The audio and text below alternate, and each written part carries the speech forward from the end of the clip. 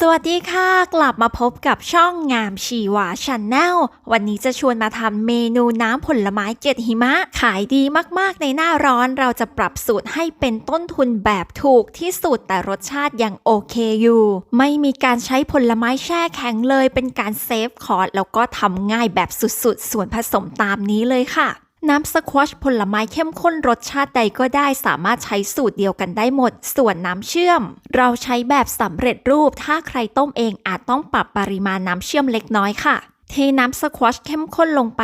30 ml ที่เลือกติ่งฟงเพราะว่าราคาถูกที่สุดแล้วก็รสชาติเข้มข้นนะเอาไปปั่นสู้น้ำแข็งได้หมดห่วงเลยค่ะเข้มจัดเติมความหวานด้วยน้ำเชื่อม70 ml ลีจะทำทั้ง3สี3รสชาติพร้อมกันเลยเราก็ใส่น้ำสควอชผสมกับน้ำเชื่อมก่อนทำสอนให้ดูเราจะทำช้าหน่อยนะแต่ถ้าเพื่อนๆทำขายจริงสามารถเทลงไปในโถปั่นได้เลยนะคะเพื่อลดระยะเวลาในการทำออเดอร์ให้เขาออกออเดอร์ได้ไวขึ้นเนื่องจากสูตรนี้เป็นสูตรเข้มข้นสำหรับสไตล์เกล็ดหิมะเราจะไม่ใส่น้ำร้อนหรือน้ำสะอาดเพิ่มเลยเพื่อนๆก็อาจจะต้องเลือกเครื่องปั่นที่เขามีแรงวัดสูงนิดนึงเลือกที่แบบปั่นแรงๆได้หน่อยสำหรับน้ำแข็งเราจะใช้เป็นน้ำแข็งบดละเอียดปริมาณ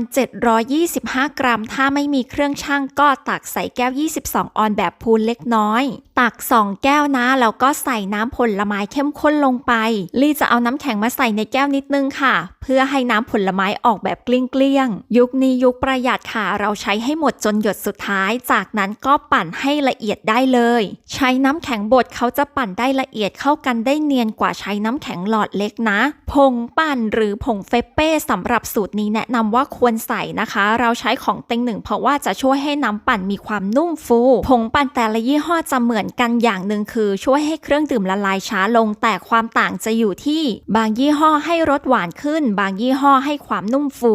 ซึ่งฟิลเกล็ดหิมะลี่อยากได้แบบฟูนิดนึงค่ะก็เลยใช้ของเต็งหนึ่งสูตรนี้เราจะใส่ลงไป8 กรัมถ้าไม่มีเครื่องชั่งก็ประมาณ2 ช้อนชาพูนเล็กน้อยค่ะคนผงปั่นให้เข้ากับน้ำปั่นนิดนึงจากนั้นเราก็ค่อยกดปั่นละเอียดอีกรอบถ้าสงสัยว่าทำไมไม่ใส่ผงปั่นแต่แรกคือเดี๋ยวเขาจะไม่ทั่วถึงค่ะละเอียดสมูทตี้มากพอได้แบบนี้แล้วก็ใส่แก้วขนาด12 ออนซ์แก้วละ275 กรัมถ้าถามว่าไม่ชั่งได้ไหม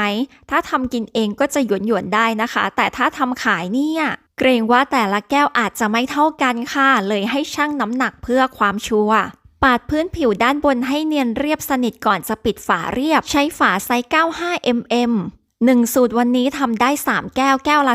275 กรัมจะเหลือน้ำปั่นติดก้นโถเล็กน้อยตอนที่เอาไปเก็บแช่เย็นเนี่ยจะต้องกะอุณหภูมิให้พอดีนะคะขึ้นอยู่กับความเย็นของตู้แช่แต่ละที่ด้วยถ้าเกิดใส่ฟรีซมากเกินไปเนี่ยเขาก็อาจจะแข็งไปเลยหรือถ้าความเย็นน้อยเกินไปเขาก็จะละลายเหลวไปเลยก็มีค่ะแต่ว่าไม่เสียนะถ้าเป็นตู้เย็นแบบบ้านๆธรรมดาไม่ใช่ตู้แช่ที่เปิดฝาถังด้านบนก็แนะนำว่าวิธีที่ง่ายที่สุดคือแช่ช่องฟรีซสลับกับแช่เย็นธรรมดาค่ะฟังแล้วอาจจะดูยุ่งยากนิดหน่อยนะคะแต่ถ้าเทียบกับกำไรแล้วก็ถือว่าคุ้มอยู่เพราะต้นทุนแค่3 บาทกว่าๆต่อแก้วเองค่ะไม่รวมค่าบรรจุภัณฑ์นะหรือถ้าเพื่อนๆอยากตัดปัญหาเรื่องของความแข็งมากเกินไปน้ำปั่นเหลวมากเกินไปก็ให้ทำตามออเดอร์ก็ได้ค่ะมีออเดอร์มาแล้วค่อยทำ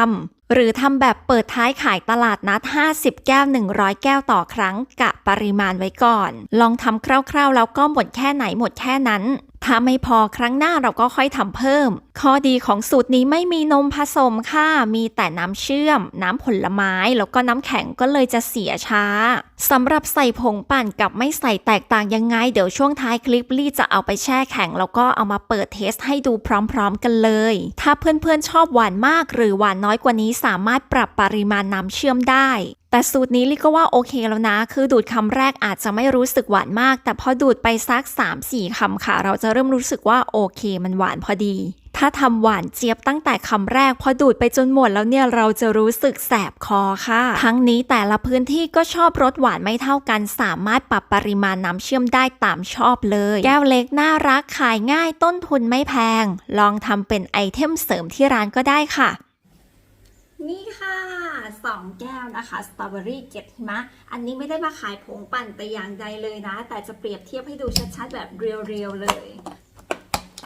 พอเปิดออกมาใช่ไหมคะเพราะแก้วที่ใส่ผงปั่นนะทุกคนมันจะเนียนกว่าเห็นไหมอันนี้เราแช่แข็งไปประมาณ3 วันได้มั้งคะก็คือลองแช่แข็งแล้วก็สลับไปแช่เย็นธรรมดาให้มันละลายแล้วก็เอากลับไปแช่แข็งใหม่ปรากฏว่าตัวที่ใส่ผงเฟเป้ค่ะ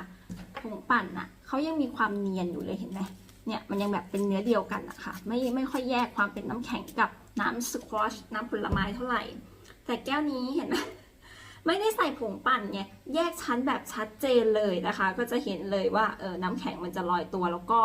ความหนักของน้ำผลไม้เข้มข้นเนี่ยมันจะทิ้งตัวลงข้างล่างนะคะถ้าสมมุติว่าเพื่อนๆขายในวันเดียวหมดแบบปั่นขายรอบเดียวไม่ได้กะจะเก็บไว้หลายวันการใส่ผงปั่นกับไม่ใส่ผงปั่นอาจจะไม่ต่างกันเท่าไหร่นะคะยิ่งพอปั่นเสร็จแล้วดูดเลยอย่างเงี้ยมันจะไม่ค่อยได้รับความแตกต่างมากนะคะเพราะรสชาติมันใกล้เคียงกันแต่ถ้าเมื่อไหร่ที่เราไปแช่เย็นนานๆกะจะขายหลายวันนะคะมันจะเห็นความแตกต่างเยอะเลยอันนี้เขาจะเข้ากันแบบเป็นเนื้อเดียวได้ดีกว่าเป็นแบบ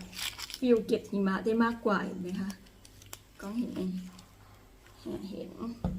ในขณะที่อันนี้ก็คือจะแยกเลยน้ำแข็งคือน้ำแข็งน้ำสควอชคือน้ำสควอชค่ะแยกเลยนะคะอร่อย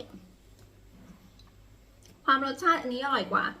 ถ้าเวลาแช่นานๆนะคะรสชาติของแก้วที่ใส่ผงปั่นเนี่ยรสชาติดีกว่าเห็นได้ชัดเลย